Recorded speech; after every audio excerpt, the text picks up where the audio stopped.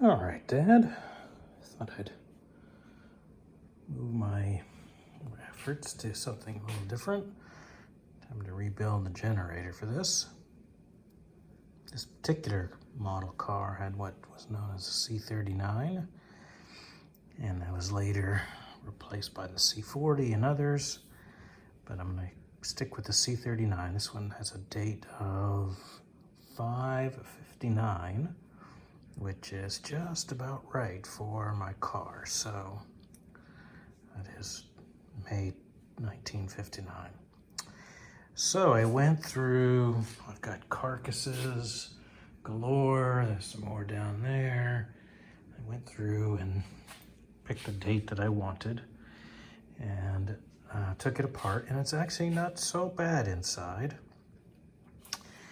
I've taken out the field coils and I will rewrap those because that's electrical tape that's been sprayed over, and it's really quite nasty when you touch it. It's just ready to disintegrate. So I'm just going to rewrap that with cotton, and then that looks fine.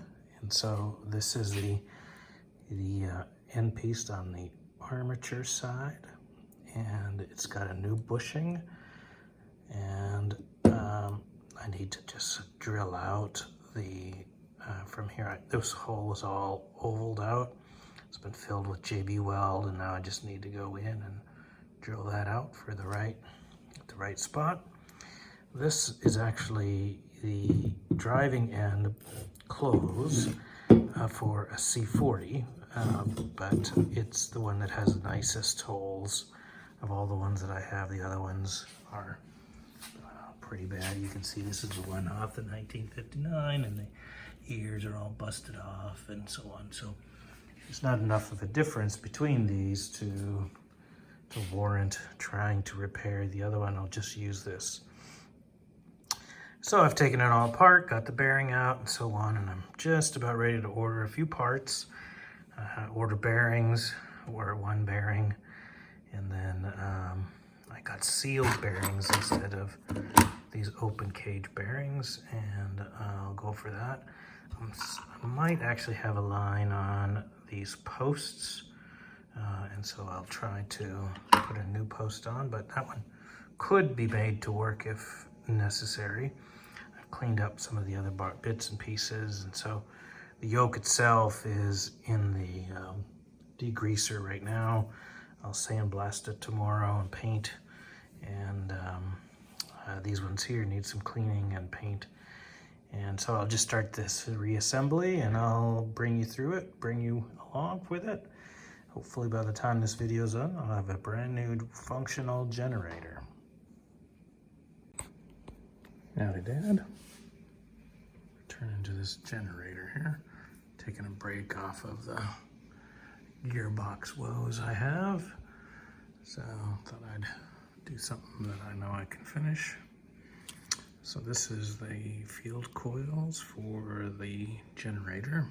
It's been rewrapped at some point in the past. It should have been cotton, and some cheap black tape was used. It was all rotting out. So I've pulled that off. Just put a little bit of fresh tape here to keep that winding where it takes off sort of under control. So I'll wrap it up with some cotton wrapping and see how that goes. Right now it's a 6 ohm resistance from there to there, which is what it's supposed to be for the field coils. And the goal is to have exactly that when I'm done. Okay, Dad, rewrap these. They seem to go okay. All those windings are actually, all the wires are dipped in wax, and so there's a lot of wax still left on them, so it helps to protect them from oxidation and stuff. Anyways, I get about 8 ohms, so that's not too bad. That'll be fine. So I'm gonna start putting this back together and keep checking to make sure that everything stays in continuity. Okay, Dad, coming back here to the generator, or Dynamo. I've got the coils rewrapped. I've got the inner hole shoes or whatever those things are called in there. You know, these have these great big Phillip head screws on there, and I did my darndest to get them tight. And you know, I actually had a C-clamp in here, squeezing this down and trying to get it out by as tight as I could by hand. But it was still just too tight. I just couldn't get the armature in there. So I ended up using the hammer screw loosener thing in the opposite direction, and I was actually able to get another quarter iron past what I was able to do by hand. So that was enough now on both sides to have a nice snug fit. It may still be a little too tight. I'm still waiting to see how that sort of all plays out. But I've soldered the new leads in. I've got a new contact in, new fish paper in. So I'm getting ready to put that all back together. The continuity looks good. Yeah, so all that seems like it's come together nicely. The next thing I'm gonna do is come on over here. Here is the top end. It's got a new bearing inside there. I had to make a rubber O-ring so it would fit properly, but that looks good now. There's a spacer that goes in there before you get to the fan. Problem is that everything that I keep reading about it, there's a fiber washer that sits on the top here, and mine has either disintegrated or wasn't non-existent.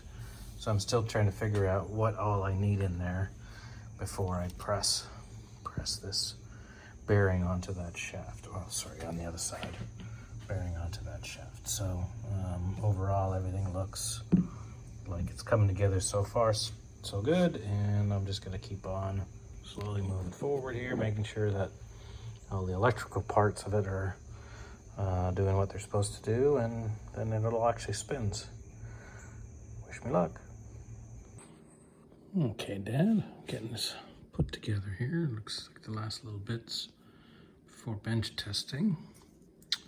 So one of the tricks here is you tap the armature into this bearing really carefully, and you just sort of sneak up on just the right amount of distance. Once it goes in, then close to the amount, you put it back in, you tighten it up. If it's tight, oh by the way, I did find a fiber washer that sits at the bottom here on one of the other Dynamos, and so I just pushed it all, put it back into here. So I think I have the spacing right, and so then you tap this in just the right amount, and then put it in, tighten it up. If it rotates, it spins freely, then you're good. And if it's too tight, then the bearing isn't down on the surface enough. So you just tap it in just a little bit more till you get it just right. And so it took 3 or 4 tries to get that down just the right amount. Problem is, if you go down too far, then this driver here, this pin is too far. So there's a spacer, and then the fan goes in, and if this gets pushed too far back, sorry, I keep messing up my focus here. If it's too far back, then this driver doesn't engage the fan, and so if it's too far back, you miss it, and then it just sort of sits and spins. So I got it, I think, just right, and now I'm about to go in, and if that all goes okay, then the fan will go in, it'll slip over the keyway, and then the pulley goes on, and then all the rest of the bits go on. That'll be the last of it.